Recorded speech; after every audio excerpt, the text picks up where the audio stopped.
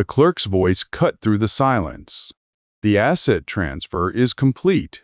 Jessica Callahan is now sole legal owner of Callahan Plumbing and Heating. Judge Patricia Riordan's voice echoed in Courtroom 3B. Jessica's smile cut across the space between us. She'd won. Or thought she had. The courtroom doors opened. Special Agent Rebecca Vance entered with 2 federal agents, badge clipped to her belt. She approached Jessica's table. "Jessica Callahan, you're under arrest for fraud and conspiracy." Free way to support this channel, tap subscribe. Thank you.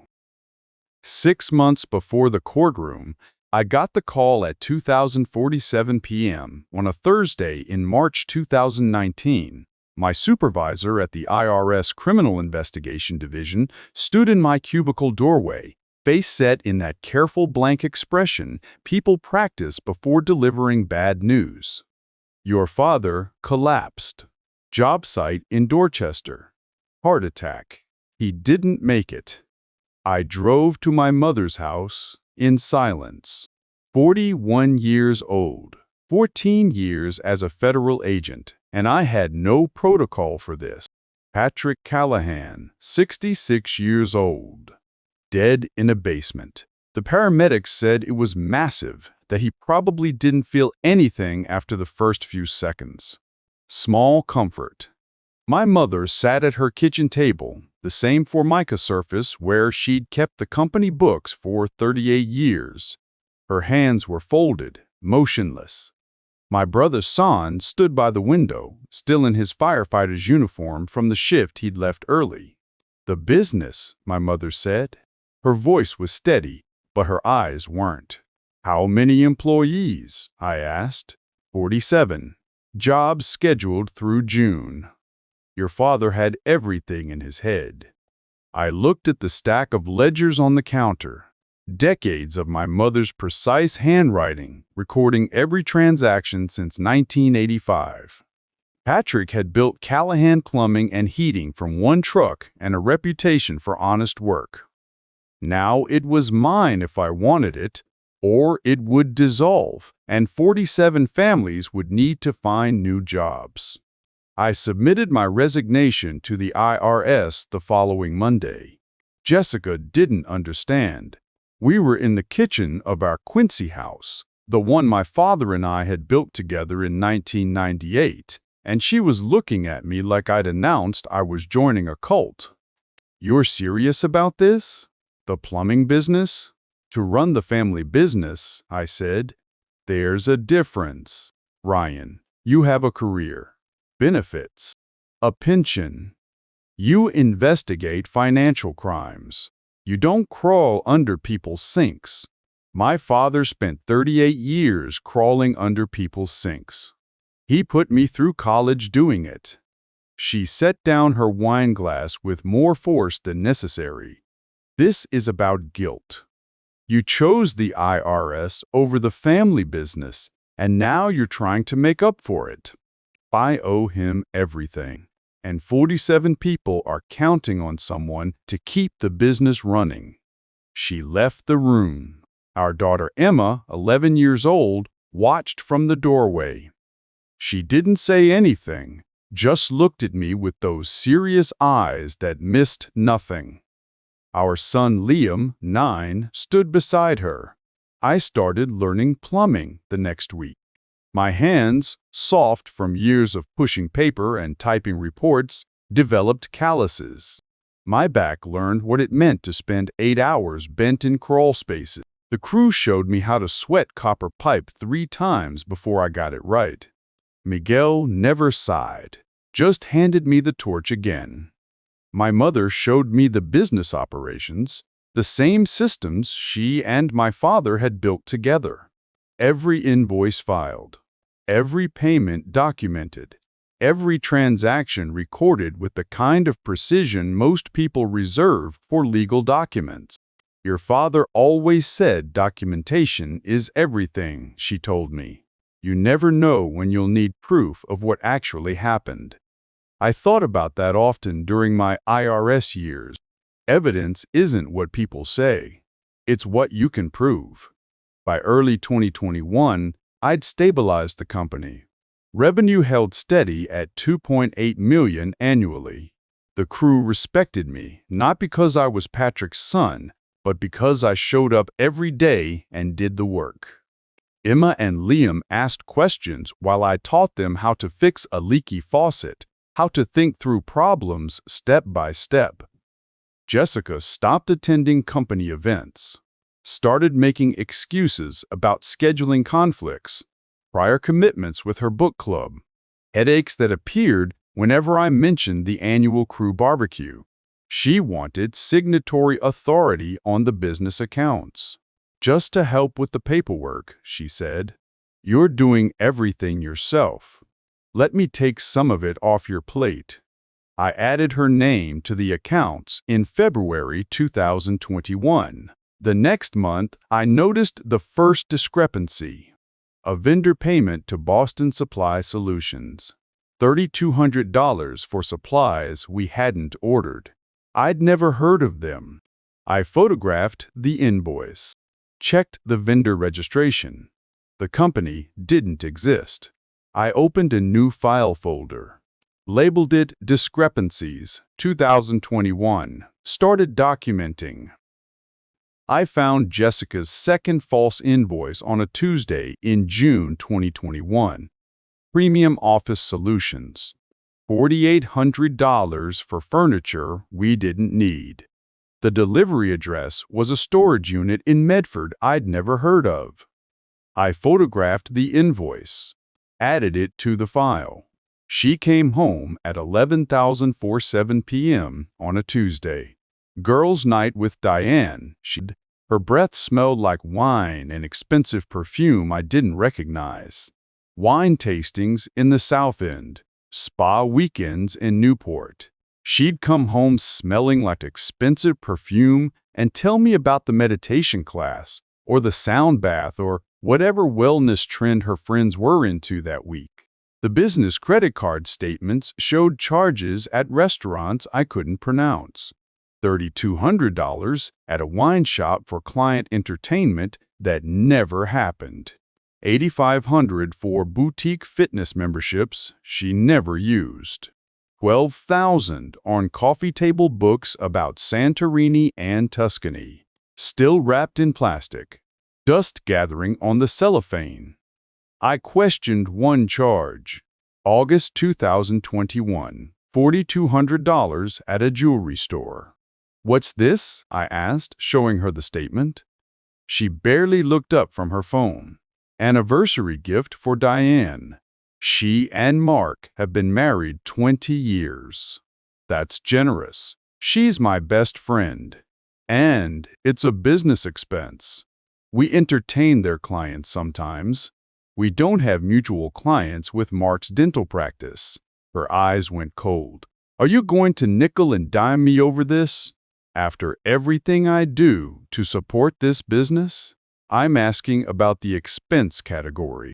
You know what your problem is, Ryan?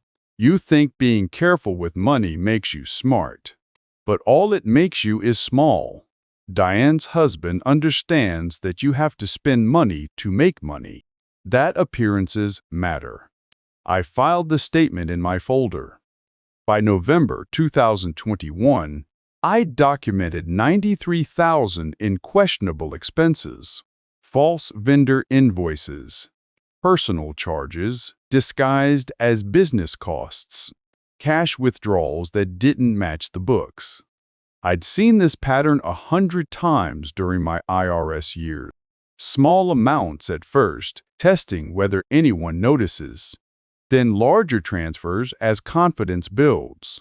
Structured transactions under $10,000 to avoid federal reporting triggers. Jessica established 3 personal accounts at different banks. One in New Hampshire to avoid Massachusetts reporting requirements. I found the statements in her car, tucked inside a yoga mat bag. The paper smelled like her lavender perfume. I photographed every page, added them to the file. She stopped pretending to care about the business. Stopped asking about jobs or crew schedules. Started making comments about how I smelled like pipe dope when I came home. How her friends' husbands wore suits to work instead of coveralls. "You used to be somebody," she said one night in March 2022. "A federal agent. Now you're a plumber." Dad was a plumber for 38 years. Dead in a basement at 66. Is that what you want? "We support 47 families." She laughed. "You sound like him." All that nobility and sacrifice. Meanwhile, Diane's husband bought her a lake house. I added the conversation to my notes. Timestamp, exact words, context. The embezzlement accelerated through 2022. Vendor payments to companies that didn't exist. Northeast Supply Solutions, Boston Premium Services, Atlantic Business Group, all registered to the same Medford P.O. box. Inflated expense reports, personal travel charged as business development. She was pulling nearly $40,000 a month by summer. I tracked every transaction, cross-referenced vendor registrations, documented the shell companies, built timeline charts showing fund flows across her 3 hidden accounts. My mother studied my face across the Thanksgiving table. "Jessica didn't come," she said. Not a question. She had plans with Diane. "Ryan, I'm handling it." She studied my face the way she used to when I was 12 and claimed I hadn't broken the garage window. "Your father said the quiet ones are the dangerous ones." I never understood what he meant until I watched you work. I didn't respond. By December 2022, I documented $847,000 in embezzled funds, 22 months of systematic fraud, false invoices, structured transfers, 3 hidden accounts. Every transaction photographed, every pattern analyzed, every piece of evidence organized in federal prosecution format. The file was 4 inches thick. It sat in my truck in a fireproof box, locked. I'd built cases like this for 14 years. I knew what prosecutors needed to guarantee conviction. Intent, not negligence. Pattern, not mistakes. Documentation that couldn't be explained away. Jessica had no idea I was watching. She thought I was too simple to notice, too weak to confront her, too busy crawling under sinks to understand what she was doing with the numbers. She was wrong about all of it. I arrived at the South Boston Function Hall at 6:15 p.m. on December 22. The parking lot was already half full. Miguel's truck. Tommy's van. The crew had been setting up since 4. Inside, string lights hung from the ceiling. A donated Christmas tree stood in the corner, decorated with ornaments the employees' kids had made over the years. Folding tables lined the walls. The cash bar was stocked. Cafeteria-style catering sat warming under heat lamps. This was the 39th annual Callahan Plumbing and Heating Christmas party. My father had started the tradition in 1985, the year he founded the company. Every December, he gathered the crew and their families, give a speech thanking them for their work, and hand out bonus checks. I'd continued it after his death. Emma and Liam helped arrange name cards at the tables. My mother stood near the entrance, greeting employees as they arrived. Sean worked the bar, pouring drinks and laughing with the guys from the installation crew. 47 employees, their spouses, their children. Conversations layered over Christmas music from Tommy's phone speaker. Jessica hadn't arrived yet. I checked my phone. No messages. Tommy approached, beer in hand. "Great turnout this year, boss." "Always is," I said. "Your old man would be proud."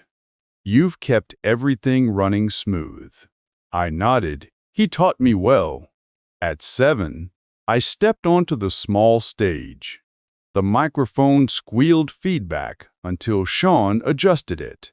The room quieted. Faces turned toward me. People I'd worked alongside for 5 years. People my father had employed for decades. Miguel had been with the company since 1992, Tommy since 1998. "I want to thank everyone for another strong year," I said. "My father built this company on the principle that honest work and fair treatment matter more than profit margins. You've all honored that principle every day." No one spoke. Heads nodded. Revenue held steady at $2.8 million. We completed 437 jobs. 0 safety incidents.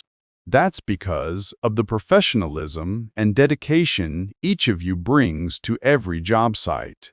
I paused, looked at my mother standing near the back. She smiled, but her eyes were sad. Christmas without my father was still difficult for her. My father used to stand here and say that a business is only as good as the people who show up every morning ready to work. He was right. You've proven that again this year. So thank you, from my family to yours. Applause filled the room. Not loud, but genuine. The doors opened. Jessica entered in a $4,800 dress. I knew the price. I'd seen the business credit card charge 3 weeks earlier. Designer label. Midnight blue. She'd had her hair done that afternoon. Another $200 on the card. Conversations stopped mid-sentence. Someone set down their beer. Miguel's wife looked at the floor. She walked to the front, heels clicking on the linoleum. She didn't look at the employees. Didn't acknowledge my mother. She walked straight to the stage and took the microphone from my hand. "I need to say something," she announced. No one moved. 47 employees and their families watched her. Emma's face went pale. Liam looked confused. My mother's hand went to her chest. "I'm filing for divorce," Jessica said. Her voice carried to every corner of the hall. "I'm done with this life." The room held its breath. 16 years I've played supportive wife while you crawl around under people's toilets, she continued. "I deserve better. I've earned it." Miguel's wife covered her mouth. Tommy set down his beer. Sean started to stand, but I put a hand on his shoulder. "Maybe we'll finally run this place like a real business instead of a charity," Jessica told the room. She handed me the microphone and walked out. Her heels clicked across the linoleum. The doors closed. Emma's shoulders shook. Liam held her hand.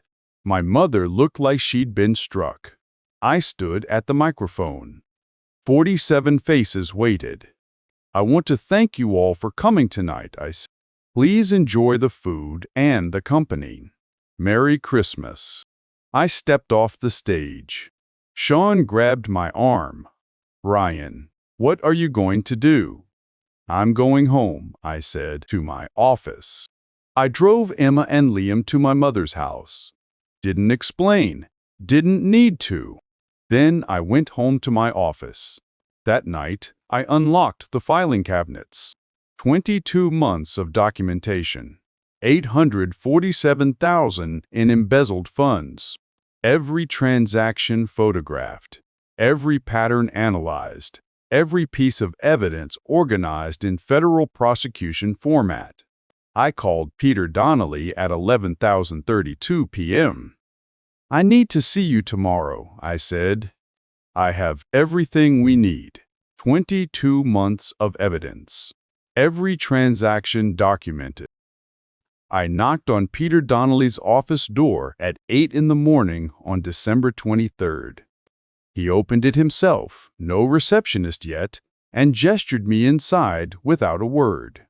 The office smelled like burnt coffee and law journals, the kind that sat on shelves for show.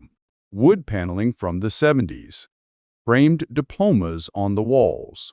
A leather briefcase sat open on his desk, papers spilling out. I set the 4-inch black binder on his desk. Peter's hand stopped halfway to the binder. He studied my face instead. "What's this?" I opened it to the first tab. Bank statements with highlighted transactions. She established 3 personal accounts at different banks. One in New Hampshire to avoid Massachusetts reporting requirements. Started small. $3,200 for a false vendor invoice. Tested whether I'd notice.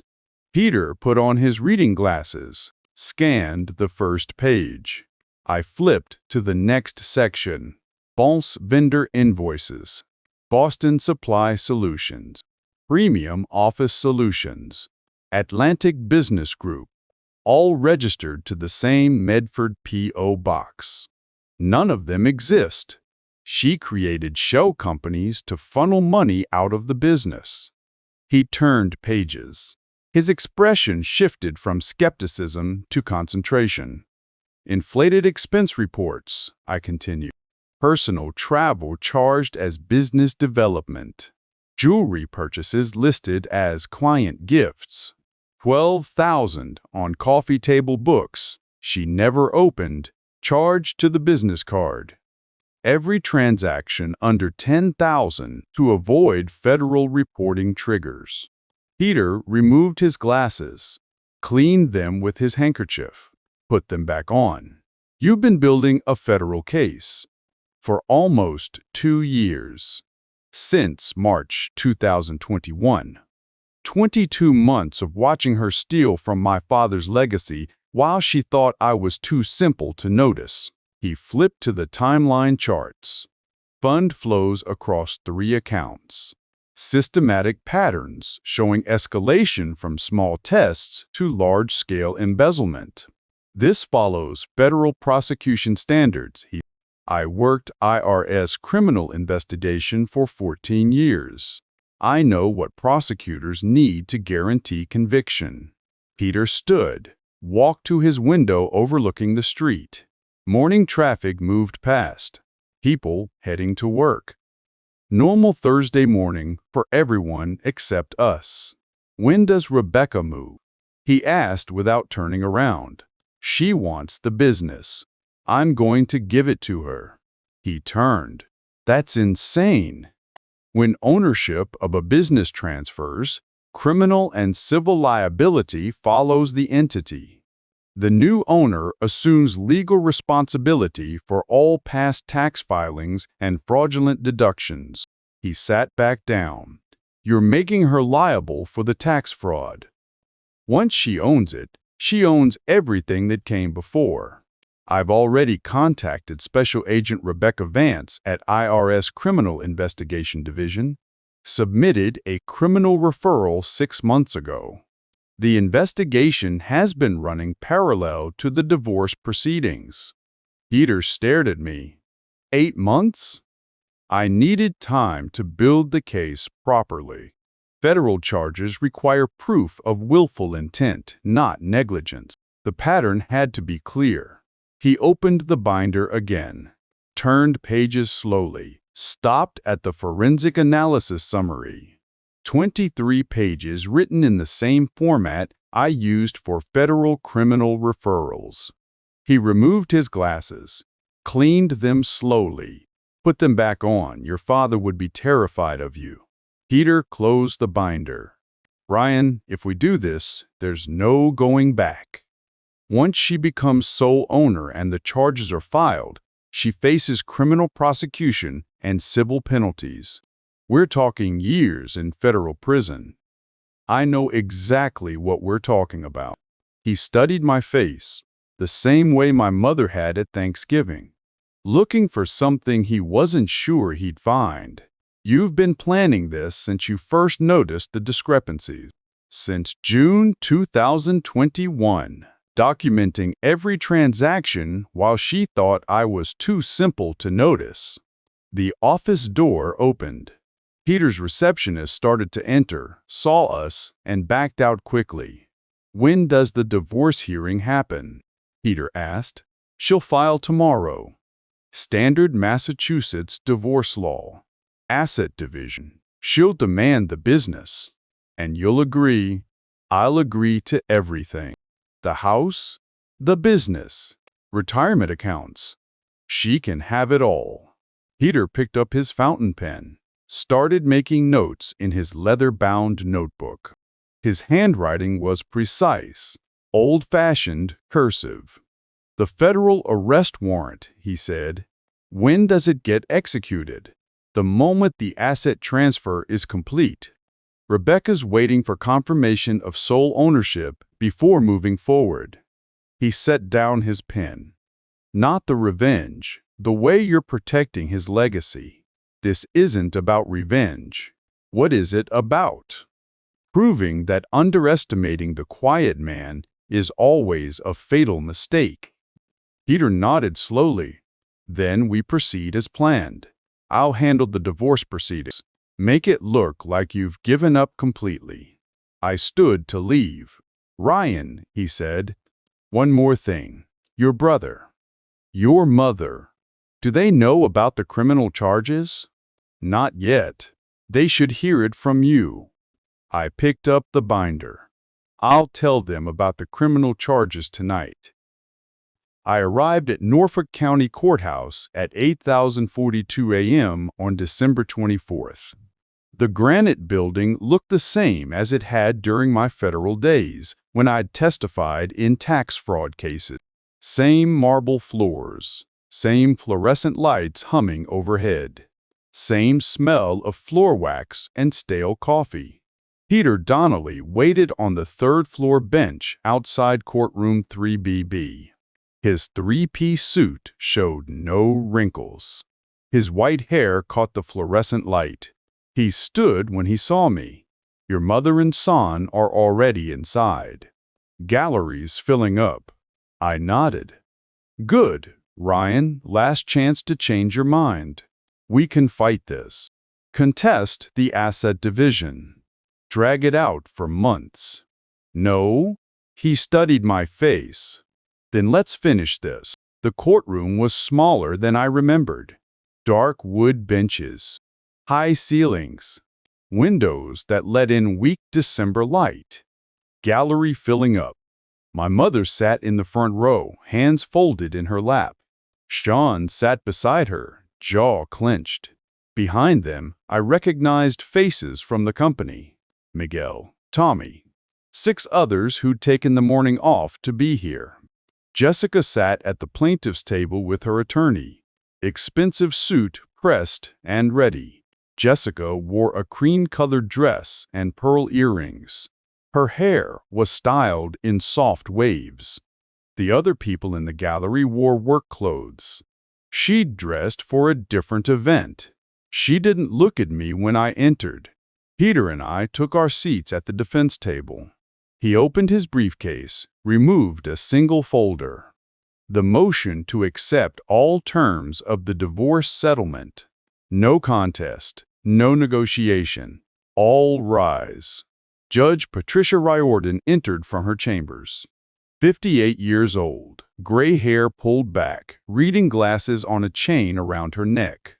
I'd testified in her courtroom twice during my IRS years, but never as a defendant.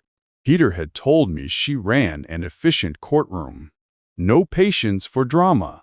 She sat. "Be seated." 47 people sat. Briefcases clicked shut. Chair legs scraped tile. Jessica's attorney stood. "Your Honor, this is a straightforward dissolution of marriage. The parties have been married 16 years. 2 minor children. We're seeking equitable distribution of marital assets per Massachusetts law." Judge Riordan looked at her notes. "I see the plaintiff is requesting sole ownership of Callahan Plumbing and Heating, the marital home, 75% of retirement accounts, and primary custody of the minor children." "That's correct, Your Honor." Mr. Donnelly, what's your client's position? Peter stood. My client agrees to all terms as stated. The judge removed her glasses, looked at me. Mr. Callahan, do you understand what you're agreeing to? I stood. Yes, Your Honor. You're surrendering a business valued at $3.2 million. Your family home, the majority of your retirement savings. Do you understand the long-term financial implications? I understand completely. She studied my face. In 30 years on the bench, I've seen maybe 3 cases where someone surrendered this much without a fight. Usually, there's a reason. My wife wanted the business, Your Honor. I'm giving her exactly what she asked for. Jessica's smile was visible from across the courtroom. Small. Satisfied, her attorney relaxed into her chair. Judge Riordan put her glasses back on. Very well. I'm signing the asset transfer order. Jessica Callahan is now sole legal owner of Callahan Plumbing and Heating. She signed the document, handed it to the clerk. The asset transfer is complete. Jessica's attorney gathered her papers. Your Honor, we're satisfied with the terms. No further action required. I turned to Peter. Then we're done here. The courtroom doors opened. Special Agent Rebecca Vance entered with 2 federal agents in dark suits. Badges clipped to belts. Earpieces visible. I recognized her from my IRS years. Same sharp eyes. Same no-nonsense walk. She put on reading glasses since I'd last seen her, but the badge was the same one she'd carried for 15 years. She approached Jessica's table. Jessica Callahan? Jessica looked up, smiled. Yes? Agent Vance displayed her credentials. Special Agent Rebecca Vance, IRS Criminal Investigation Division. Can you confirm you're now the sole legal owner of Callahan Plumbing and Heating? Jessica's smile didn't falter. Yes, the transfer just completed. Agent Vance handed her a document. You're under arrest for federal tax fraud, embezzlement, and filing false tax returns. As sole owner of the business, you're now criminally liable for $847,000 in unreported income and fraudulent deductions over 22 months. Jessica's face went white. Her hand gripped the table edge. What? No, that's not possible. Ryan handled all the finances. Agent Vance gestured to the second agent, who stepped forward with handcuffs. Ma'am, you have the right to remain silent. Jessica's eyebrows drew together. Then her eyes widened. Her mouth opened, closed. Her jaw set. You did this. Her voice echoed off the courtroom walls. I met her gaze, didn't blink. You wanted the business. Everything that comes with it. The second agent secured the handcuffs. Jessica's pearl earring caught on her collar. She didn't fix it. Jessica's attorney started to speak, stopped, looked at the arrest warrant in her hand. Judge Riordan leaned forward. Agent Vance, this is highly irregular. Your Honor, we've been investigating this case for 6 months based on a criminal referral from a cooperating witness. The arrest warrant was issued yesterday, pending confirmation of business ownership transfer. The judge looked at me, then at Peter, then back at Agent Vance. Proceed. The agents led Jessica toward the courtroom doors. She twisted back to look at me. I gave you everything. 16 years. No, you took everything. For 22 months. I documented it. The doors closed behind her. My mother's hand covered her mouth. Sean sat motionless. Miguel and Tommy exchanged looks. Judge Riordan removed her glasses. Mr. Donnelly approached the bench. Peter stood, walked forward, I followed. The judge's voice was low. I assume you'll be filing for emergency modification of the asset transfer, given the criminal charges. Yes, Your Honor, within the hour. She nodded. I'll expedite the review. This court stands adjourned. We walked out of the courtroom. My mother waited in the hallway, Sean beside her. We stood in the hallway for a long moment. 22 months. You watched her steal from your father's legacy for 22 months. I needed time to build the case properly. Finally, my mother pulled me into a hug. Your father would be so proud of you. The courthouse hallway emptied after Jessica's arrest. Federal agents' footsteps echoed down the marble corridor, escorting her past the columns toward the exit doors. Peter touched my elbow. We should go. Emergency modification hearing is scheduled for 2 o'clock. My mother waited by the elevator with Sean.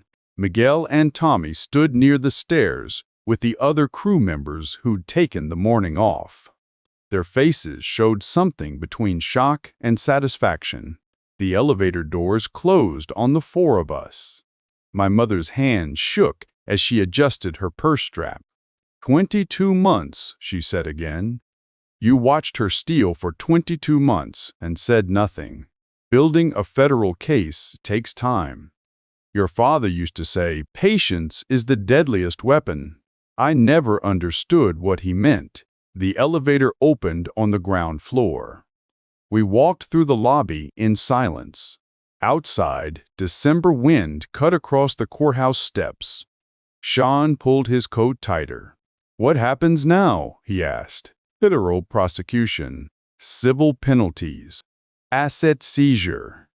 How long? Peter answered before I could. 4 to 7 years if she pleads guilty. Longer if she goes to trial. My mother stopped on the bottom step. The children, Emma and Liam, they need to know something. I'll tell them their mother made serious mistakes. Nothing more specific until they're older. We walked to Peter's office 3 blocks away. The receptionist had coffee waiting. Peter spread documents across his conference table while I called the school to arrange picking up Emma and Liam early. The emergency modification hearing at 2 o'clock took 11 minutes. Judge Riordan reviewed the arrest warrant and federal charges. She voided the asset transfer based on fraud in the proceedings. Callahan Plumbing and Heating reverted to my ownership pending final divorce settlement. Jessica's attorney wasn't present. Peter told me she'd withdrawn from the case that morning when Jessica couldn't pay her retainer. The embezzled funds were frozen in federal seizure. I drove to Emma's school first. She waited in the office with her backpack, eyes red. The principal had explained there was a family emergency, but nothing specific. What's going to happen to her? Emma asked when we reached the car. Your mother made serious mistakes. She's going to be away for a while. How long? I don't know yet. Liam asked the same question when we picked him up from his school. I gave him the same answer. We drove to my mother's house in silence. Emma stared out the window. Liam held his backpack on his lap like a shield. My mother had hot chocolate waiting. The kitchen smelled like the cinnamon cookie she used to make when Sean and I were children. Emma sat at the table without speaking. Liam climbed into my mother's lap. Over the next 3 weeks, the federal case moved forward with mechanical precision. Special Agent Vance called twice for clarification on specific transactions. The U.S. Attorney's Office scheduled Jessica's arraignment for January 14th. Peter filed the final divorce settlement on January 3rd. Full custody to me. Jessica received no alimony. She was responsible for all debts incurred in my name through the false vendor scheme. Channel 7 ran the story on January 6th during the evening broadcast. Plumber's wife arrested for tax fraud after demanding business in divorce. They used Jessica's booking photo. Her hair was disheveled, her makeup smeared. The cream-colored dress looked gray in the station lighting. Miguel called that night. "Boss, the guy saw the news.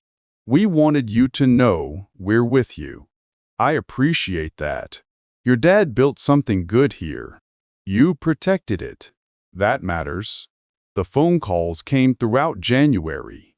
Jessica's friends stopped calling after the first week. Diane's number appeared on my blocked calls list 17 times before she gave up. Jessica's arraignment happened on schedule. Peter attended as my representative. She pleaded not guilty. The judge set bail at $250,000. Jessica couldn't make it. Her accounts were frozen.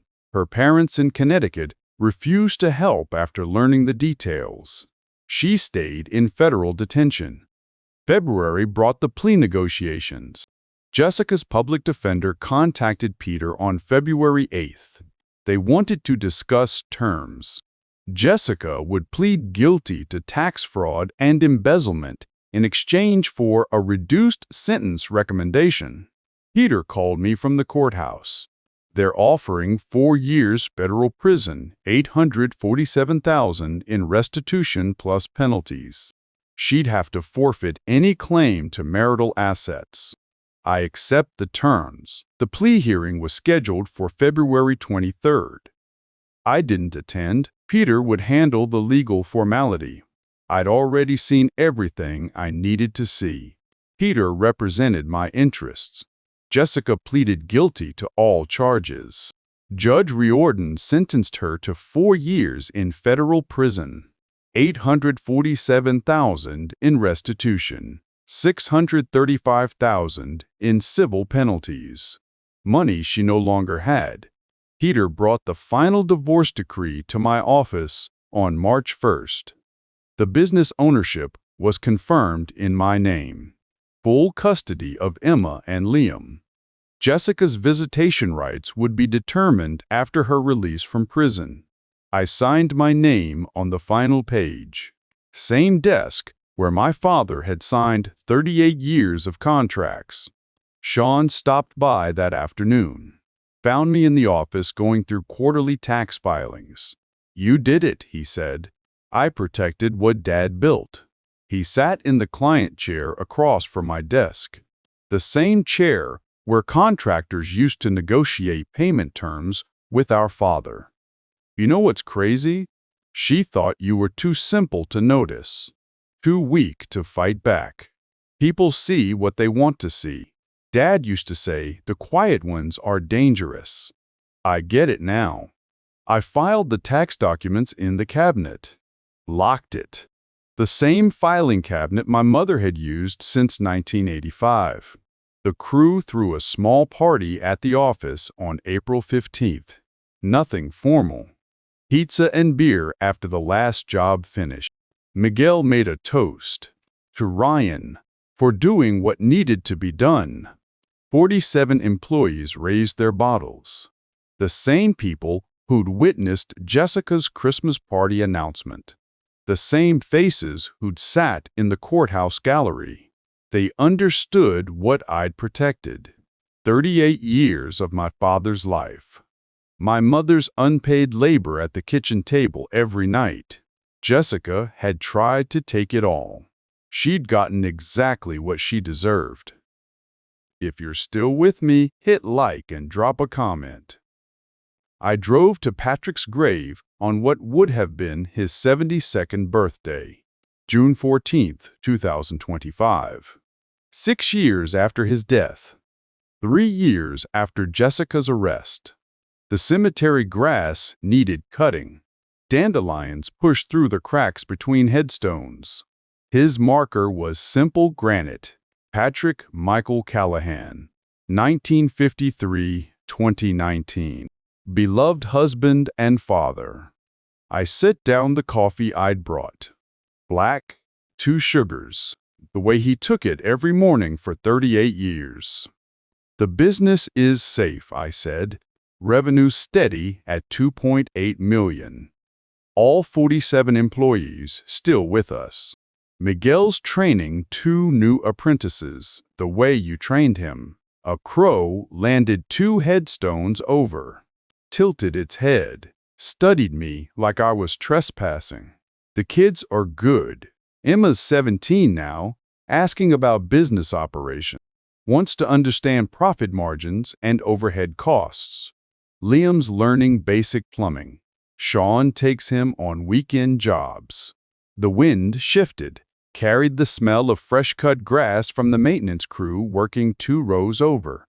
Documentation is everything. You said that every night at the kitchen table. I didn't understand until I needed it. The coffee cup was still warm in my hand. She thought being careful with money made me small. That loyalty was weakness. She was wrong about all of it. The crow flew away, left me standing alone with the headstone and the coffee. I was never angry, just focused on protecting what mattered. Not by fighting loud, by fighting smart. I drove back to the office. Miguel's apprentices started Monday. I needed to be there.